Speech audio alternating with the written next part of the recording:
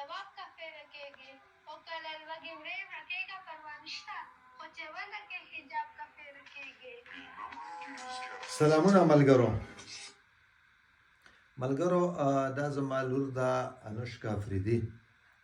اکثر ماته ډیر خلک دا وایي چې شاید موږ د ټیک ټاک یا په فیسبوک د دې ویډیوز ورکو شیر په وایو یا د جلسې بلنه یا بل د کومه واقع وشوي دا غي خبره په ریکارډ کوو. نو شاید ډیر خلکو دا سوچ هم وایي هم چې ته فالوورز پیدا کې یا لایکس اخلي یا بل څه.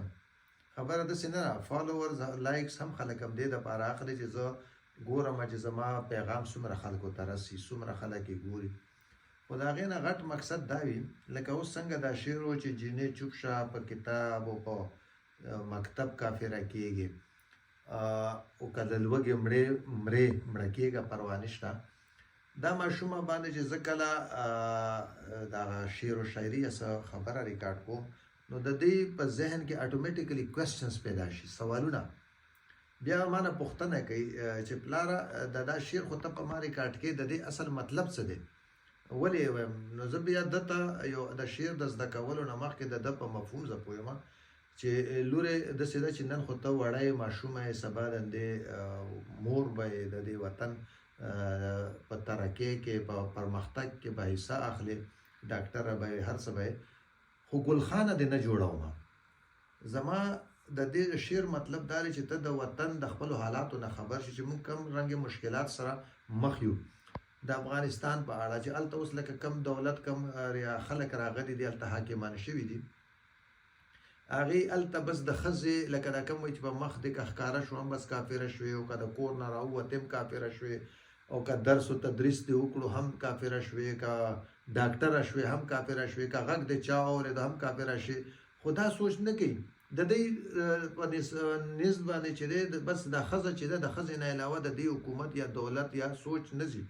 نه دا ده چې د دنیا سره به څنګه ځو، د وطن دا به څنګه مخکې وړو، ترقي به څنګه کوو، خلکو له ولس له خپل خلکو ته به خوشحالي څنګه ورکوو، په کم شي خوشحاله دي کم شي نه دي، عوام سره کینه. نو زه نه غواړم چې سبا زه د دې نه ګیله وکړم چې ته ګلخانه یې. موږ ټول باید د خپلو بچو سره کینو، په دې شیانو خبرو که موږ دا خل ماشومان نن د پاکستان چې کم علوم ورکوي، نصاب ورکوي، مطالعه پاکستان او سوشل سټډیز او دا شیونه او د پاکستان کم الکترونیک او پرنټ میډیا ته حواله کو، نو دا خو لازم خبره ده. او زه خپله ورسره نه کینم نو لازم خبره ده به ما هر څه زده کوي چې کم پاکستان ورته ښیي، کم د دې ظلم چې کم د پاکستان رژیم دی د دې د ساتلو دپاره دی. پاکستان کې خو تعلیم یافته خلک شته خو باشعوره نشته. دلته هغه تعلیم ورکول کېږي چې کم د دې ریاست په ګټه وي. نو باید موږ د دې ماشومانو سره کینو، هغه څه هم ورته وښایو چې کوم موږ د پاکستان د دې ریاست پټوي هم بر وطن کې هم دلته. نو سبا زه هېڅ حق نه لرم نه ته لرې نه بل لري چې د خپلو بچو نه موږ دا ګیله وکړو. ممکن نن ته همت نشئ کولی، یریږي یا هر څه مسله دې وي، خو دا را روان کول را روان نسل دا همت وکړي چې ویښ وي د نن نه. نو یا هغه وایي نه چې د مور غېږه چې دا هغه اول درسګاه ده. نو خاص کر خپلو لورانو نه به وایم چې خپلو اولادونو خپلو خویندو ته دا علم ورکوه، ورسره کینئ، د دوی په ذهنونو کې سوالونه پیدا کېږي.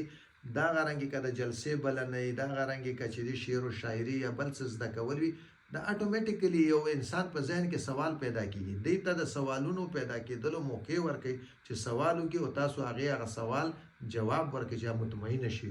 نو انشاءالله دا غرنګې به زموږ وطن پرمختګ کوي. نو زموږ مقصد د شعر دا نه وي چې صرف د شعر مطلب دا دی چې دا هم ته زده کړي او نور خلک هم ته زده کړي وکړي. مننه، خوشحاله اوسئ.